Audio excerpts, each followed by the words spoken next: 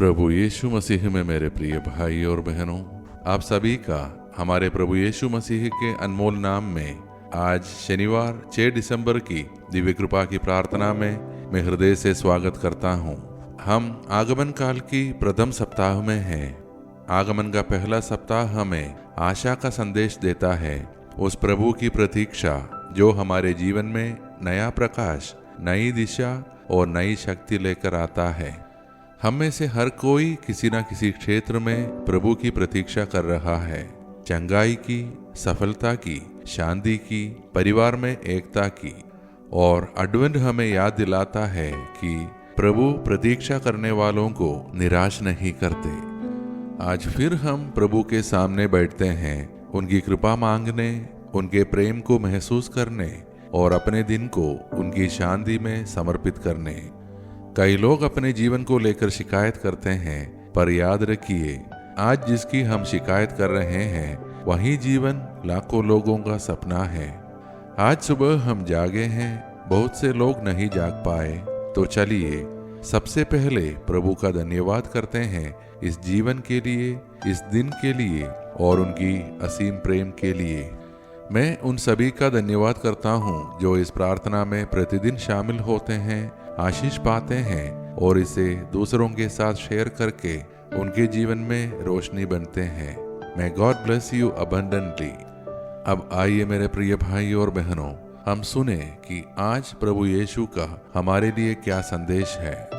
मेरे प्रिय बच्चे, आज मैं तुम्हें यह बताने आया हूँ कि तुम अकेले नहीं हो।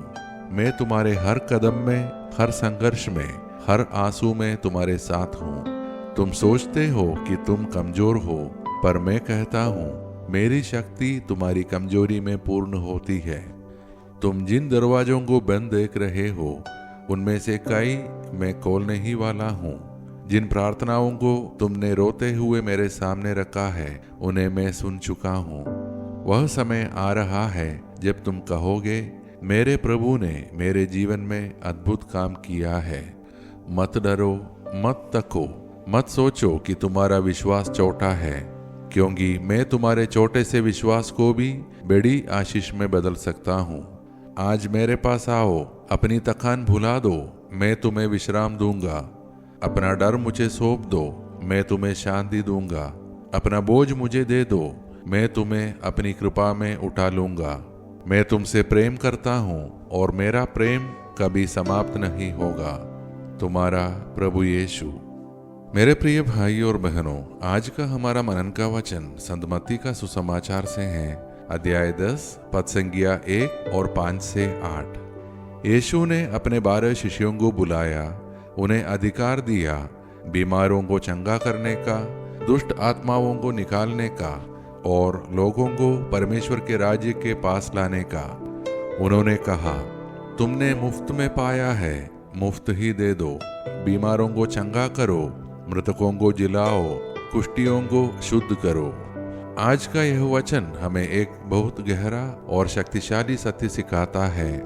जब यीशु हमें बुलाते हैं, वे हमें भेजते हुए सामर्थ्य भी देते हैं। यीशु ने अपने शिष्यों को सिर्फ काम नहीं दिया, उन्हें अधिकार भी दिया।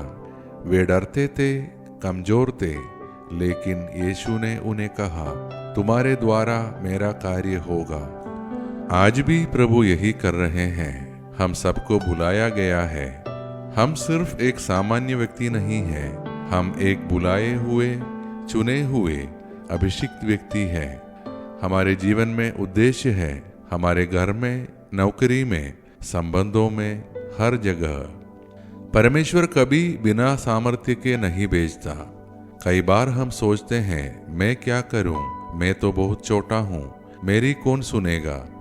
लेकिन आज का वचन कहता है, यीशु छोटे, साधारण, कमजोर लोगों को चुनते हैं और उन्हें अपनी शक्ति से भर देते हैं। जिस आशीष को हमने पाया है उसे बांटे। प्रभु कहते हैं, मुफ्त में पाया है, मुफ्त में दो। मसीही जीवन का सौंदर्य यही है। हम प्रेम पाते हैं और प्रेम बांटते हैं। हम क्षमा पाते हैं और दूसरों को क्षमा देते हैं। हम चंगाई पाते हैं और उसके द्वारा दूसरों को चंगाई का रास्ता दिखाते हैं। Advent season, God is sending us to be a blessing. इस आगमन काल में प्रभु हम सबको दूसरों के लिए आशीष के रूप में भेज रहे हैं। अडवेंट का पहला सप्ताह, आशा का सप्ताह, हमें याद दिलाता है हम किसी के जीवन में आशा बनकर भेजे गए हैं। हमारा एक शब्द, एक प्रार्थना, एक मुस्कान किसी की दुनिया बदल सकती है। आज यीशु हमसे कह रहे हैं, मैंने तुम्हें चुना है, अब जाओ और मेरे प्रकाश को हर जगह फैलाओ। तो अब आइए मेरे प्रिय भाई और बहनों, हम सब अपने आप को प्रभु के हाथों में सौंपते हुए मिलकर प्रार्थना करें। हे सर्वशक्तिमान परमेश्वर, हम आज एक नया विश्वास, नई आशा और नई शक्ति के साथ तेरे पास आते हैं। हम धन्यवाद देते हैं हमारे इस जीवन के लिए, हमारे परिवार के लिए, हमारे बच्चों के लिए और इस नए दिन के लिए।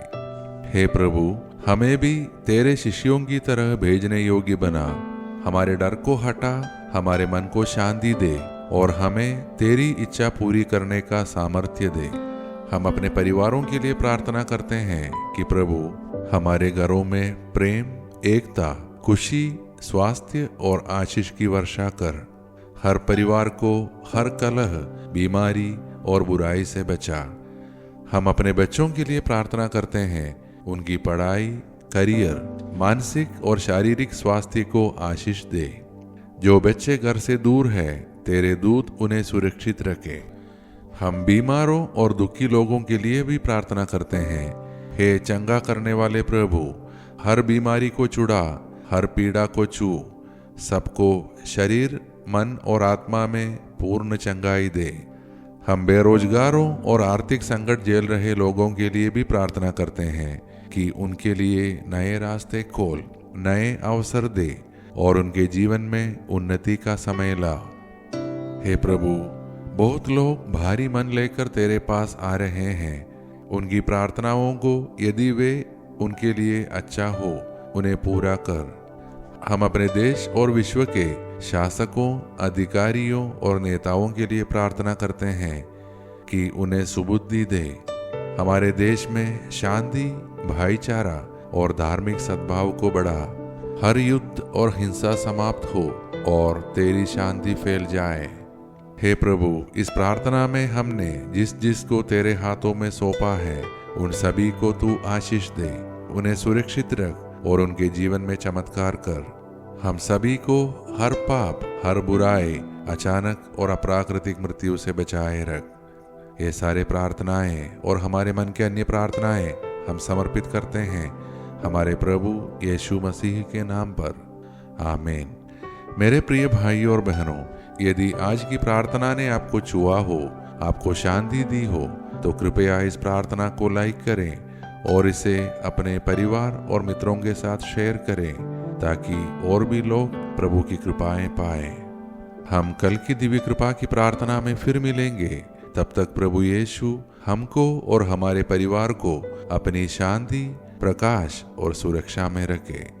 आइए अब हम सब मिलकर अंतिम आशीष की प्रार्थना करें। ईश्वर को महिमा, देवदूतों को सम्मान मिले, शैतान को पराजय, पवित्र क्रूस को विजय मिले, विश्व में फैली कलीसिया को प्रतिष्ठा मिले, मृतकों को पुनरुत्थान, पश्चातापियों को स्वीकृति, कैदियों को रिहाई, रोगियों और दुर्बलों को स्वास्थ्य चंगाई, अनाथ तथा विधवाओं को न्याय मिले और विश्व के चारों दिशाओं में क्रिस्त की महती शांति और अनुग्रह की वर्षा हो। हम पर जो कि दुर्बल और पापी है, संपूर्ण विश्व पर उसकी सीमाओं तक हमारे प्रभु यीशु क्रिस्त की अनुकंपा और करुणा उतरे और छाई रहे, अब और अनंत काल तक। आमीन। धन्यवाद के साथ स्तुति का